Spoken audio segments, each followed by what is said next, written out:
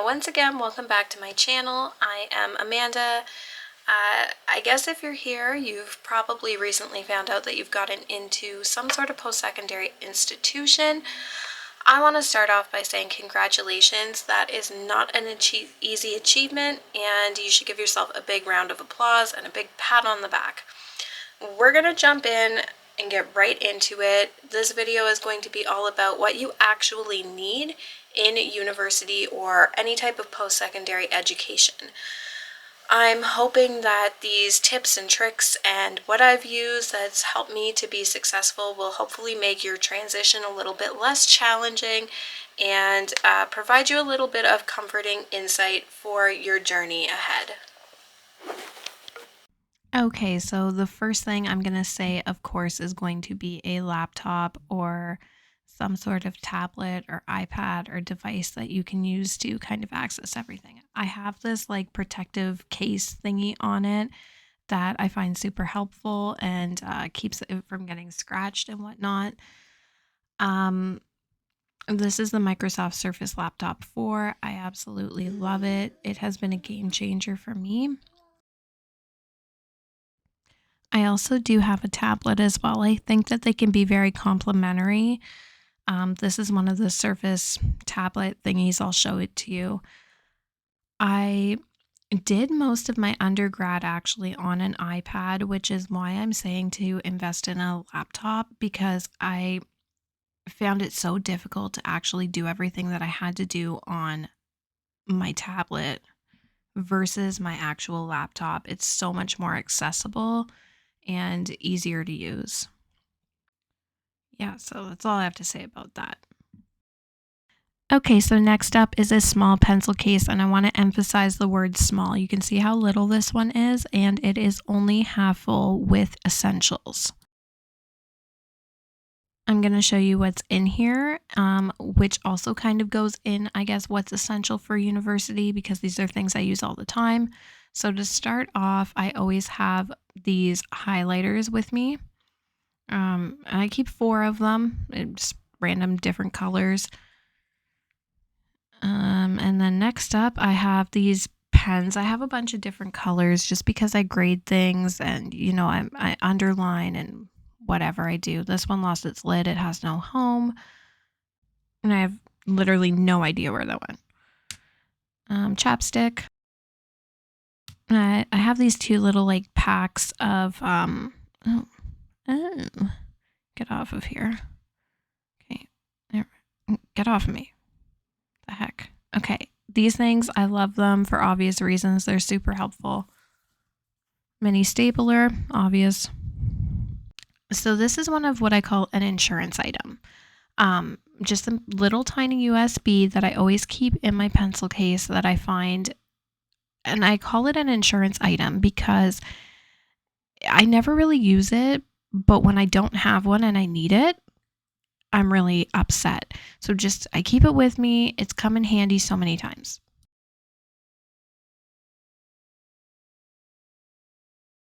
So next up, these cute little cactus paper clips. If I can get it to focus, there we go. Some regular paper clips. And then this thing, I'm not really sure if this is called a paper clip or not. I think it is. Let me know if it's not. And then finally, some bookmarks. And that's my essential for my small pencil case. So the next thing, which is kind of boring and not at all fun, is going to be a scientific calculator. So I have this, I don't know where these stickers keep coming from. I'm going to try to peel this off. So the reason that I'm saying scientific calculators are necessary for everybody is because even if your program is something like humanities or social science, typically you have to take something called context credits.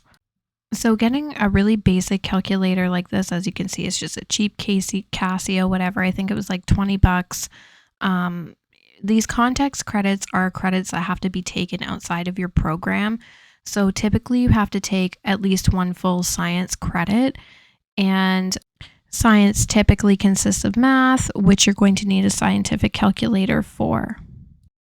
So, the next thing I think is necessary for university or college and to have all the time is going to be either an agenda or a notebook. This is kind of like the second insurance item. I said the USB was an insurance item, but so is having this notebook. You can see I don't really use my agenda too much here. I go through phases where I go up and down using it. I think it's great to have, but definitely always having a notebook. You can see, like, this is just one of those cheap, like, this is a Moleskine one, but only because it was a 5 pack for $20 at Costco, and it's just basically lined. This is my other insurance item because so many times I've been caught needing one and not having one, and it really sucks to not have one when you need it. So just carry one with you all the time. So, jumping right into what I think is absolutely necessary is going to be a good pair of headphones. So, you can see here I have these Bose headphones. I'll show them to you. So, these are pretty, standard, basic pair of noise canceling, bass, whatever headphones. I've had them for years now. They got me through my undergrad. If you're somebody who's going to be studying on campus a lot or living in dorms, you're going to want to invest in these because it's a very distracting place to try and study.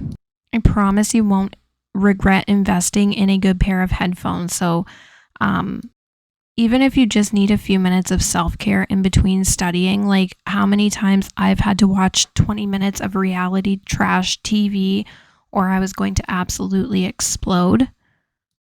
I also have these Samsung like in-ear buds and they're really good as well. They're pretty much the same price point, but they work and cancel noise just as well. So this is a USB hub. It gives you more USBs by plugging in a USB. This is super vital for me because I have so many things that I need to hook up, and a lot of laptops only have one or two USBs. This is the Atola brand. I think it was like $15 on Amazon. Super affordable, super helpful. I use it every day of my life. You can see I have this one back here, which has like 4 USBs. So I'm at max capacity here. And then this one also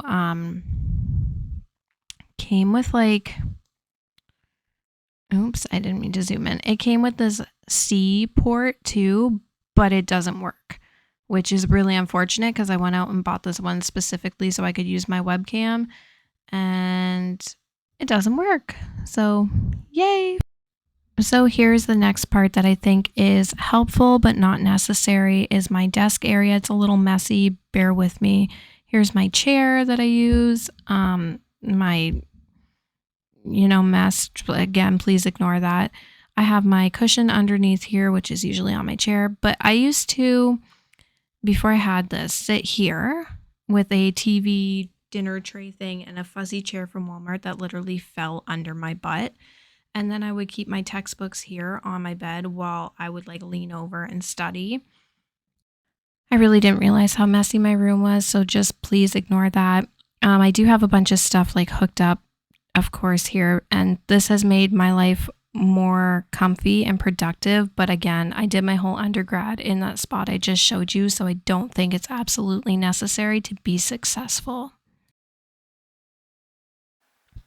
So, of course, for the next thing, I'm going to say Spotify. This could also be Apple Music, YouTube Premium, whatever. I think it's great too because, you can look up like study playlists, like I'll look them up and show you. But also, if you have a student account, this is only $4.99 a month if you use your student email in Canada. So, it's super affordable, and so you can find like study playlists that I found to be super helpful when I just need something kind of on in the background to keep me from going stir crazy.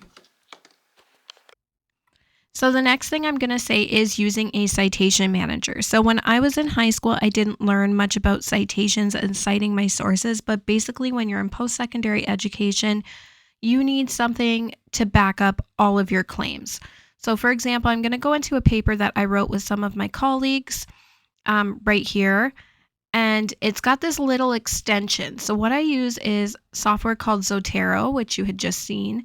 You come up to this extension and you're able to just click this and it goes directly into your library or whatever you're writing. So then you can go back into your manager and you're actually able to create a citation from this.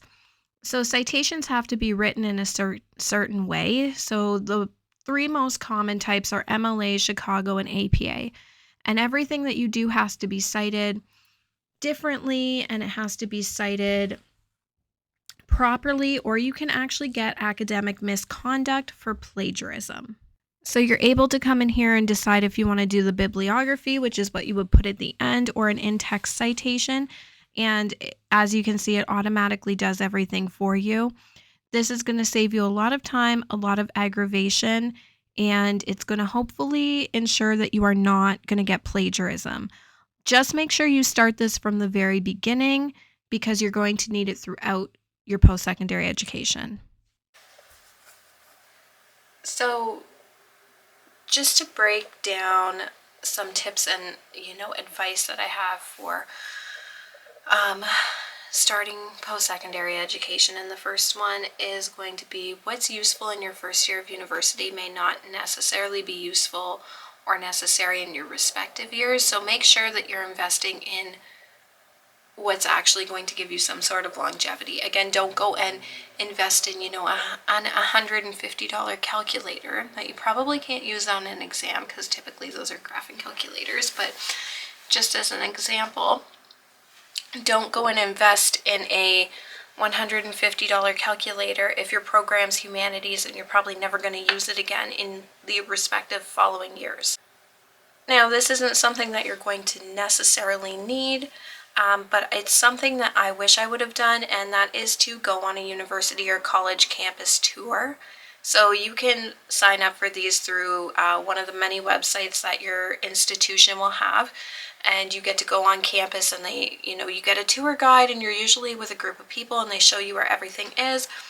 I wish I would have done this because I missed my entire first week of university, and there's always really vital information that's being told in those first weeks, and you don't want to miss those courses. I was totally lost, and then when I ended up finding my classes, I was already like an hour late, and I wasn't going to barge in an hour late. So especially if you're somebody who's going to be living on campus too, you're going to want to know where to get everything, where to go for your meal plan, etc. So just make sure you do this or take the time prior to starting to go and do your own kind of tour with yourself.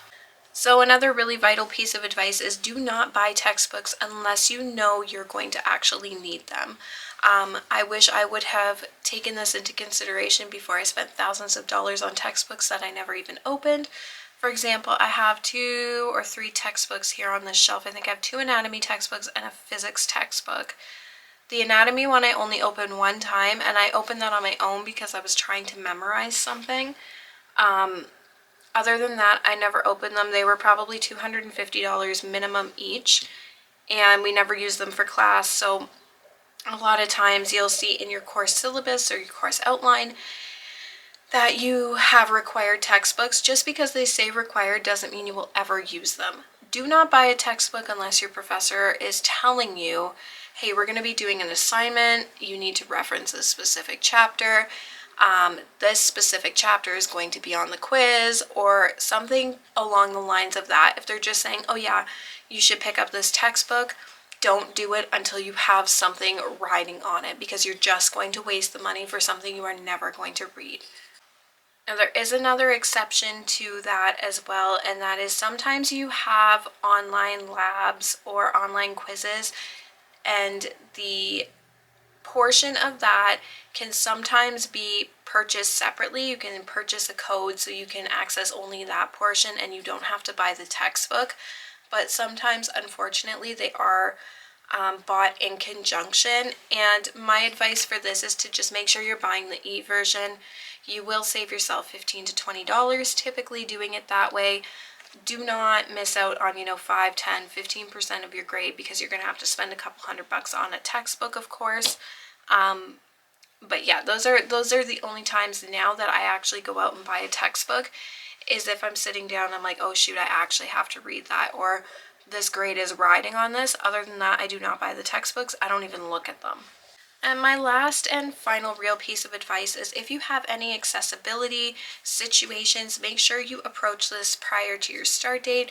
You're going to want to get in touch with student accessibility services, or it may be called something different at your institution, but essentially what they do is they get the ball rolling on any accommodations or anything that you may be required based on your physical or mental situation.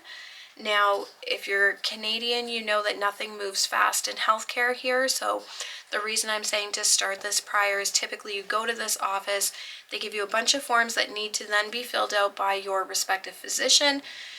You go back to the office with these completed forms, you meet with a case manager, and you set this all up. And then after you do that, you actually speak with your professor, make sure you're reaching out to them because they have so many students that they're really hyper focused on everything else, and you don't want to fall through the cracks. They will not be looking out for this thing typically. Some do, but most don't. So you're going to want to make sure you contact them and let them know, what your situation is so they can come up with a plan to make sure you can do all your coursework in a way that suits your specific needs. And I know that this can be a little bit daunting, but as a TA and somebody who works closely with professors, please make sure you tell us ahead of time because we really only want to see you succeed. And if you wait too long and then you go, oh shoot, like I should have taken advantage of my accommodations, I wanted to try without it, typically our hands are tied at that point and we're not able to do anything. So please make sure you come and talk to us. Please do not feel shame about it. We just want to help you. As somebody who has had to use them myself, as I was pregnant in university, I know it can be really difficult and really daunting, but honestly, nobody is focusing on you that much, and nobody is thinking about you as much as you're thinking about you. So don't worry what anybody else is going to think. We just want to help you. Don't have any shame. Make sure you reach out to us. Make sure you reach out to your student accessibility services. So those are my tips and my tricks and my main advice that I would give to myself if I could go back in time, as well as any of my students. If I could provide them any advice for what they're kind of coming into, this is the type of thing that I would tell them. So hopefully, even if you only found one thing in this entire video useful, then I've done my part to hopefully make your post-secondary life a little bit less stressful than it needs to be. Until next time, which will be next week, I hope you take care and stay safe, and I will see you in next week's video.